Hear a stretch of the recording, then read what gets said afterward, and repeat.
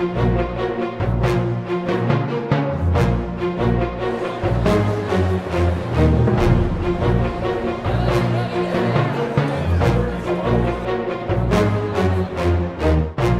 I really like Pia's work. She's actually just a really friendly person too. We've met her at a number of comic conventions over the last couple of years, and we enjoy seeing her each time we come out. I love Pia's work because it's just plain awesome.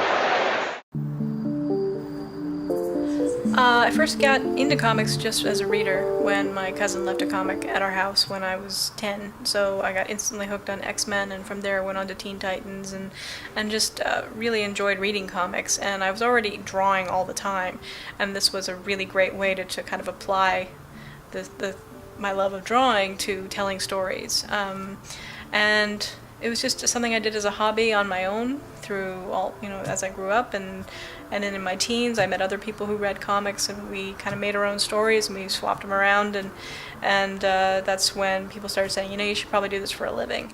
I didn't really think that it was a viable thing, because I met a lot of artists through my parents. My dad was a musician, and he was always struggling, and that wasn't the life I really wanted, as far as being that starving artist stereotype that I saw firsthand.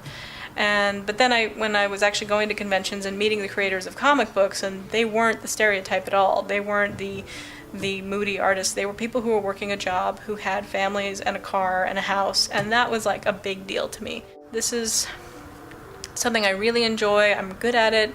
I should just focus on it and do it. I ended up starving for 10 years while I was breaking in, but then I got my big break, and it was Y the Last Man. Y the Last Man is a sci-fi kind of speculative fiction story about a guy who wakes up one day and finds out he's the last man on Earth. He has a pet monkey who's also the last male mammal on Earth, and everything around them is just pure devastation. There are women there, but they're trying to pick up the pieces, and it's kind of a way of commenting on society, the disproportionate representation of men and women in society, and where it's strong and where it's weak. I mean, that's the backdrop, but at its heart, it's about a guy who just wants to get to his girlfriend who's stuck in Australia. I'm a night person. I don't know why that is. It's just how I am. So I'll get into the office maybe 7 or 8 in the evening. I will fool around on Tetris and on the internet for a few hours just to kind of get into a ready state to go. And usually by around 11, that's when I turn on the computer and start drawing. And then I'll go until dawn on an average day. Sometimes I'll go maybe just 4 hours, but usually it's about 6 or 7, 8 hours, and until it's like, okay, I'm done, I gotta go to bed.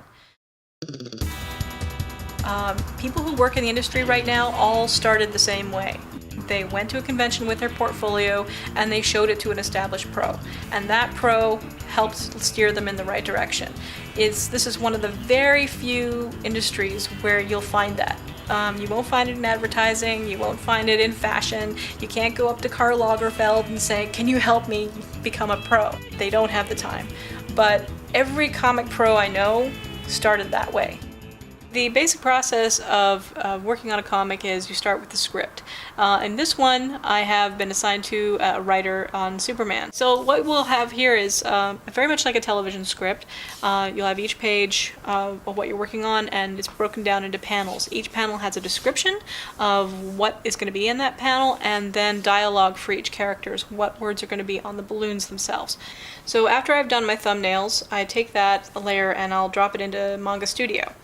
Traditionally, when you're doing paper comics, you do everything in a blue line, or you do it in light pencil, then you go over it in inks. So I'll just bring it, and that's what you end up having when you're finished. It's much cleaner, it's much crisper, it's ready for print.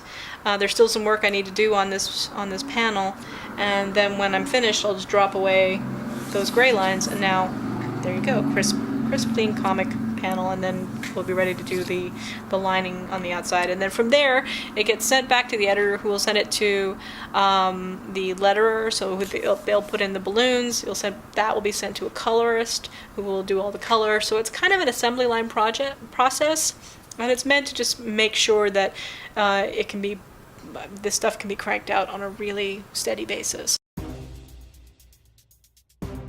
Joe Shuster and Jerry Siegel were the original creators of Superman, and Joe is a Canadian, so there was a Canadian award for Canadian creators, kind of the industry there to honor him.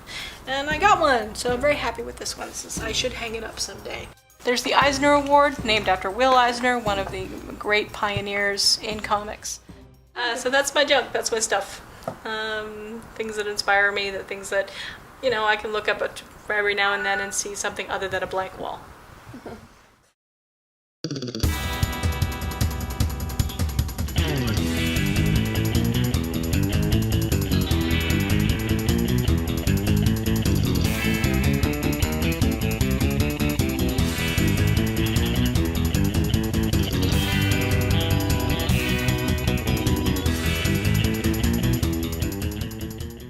So all this fighting I had been doing with myself over high school, thinking I'm going to go to university, I'm going to get a degree in something sensible, I was thinking just go full on academics.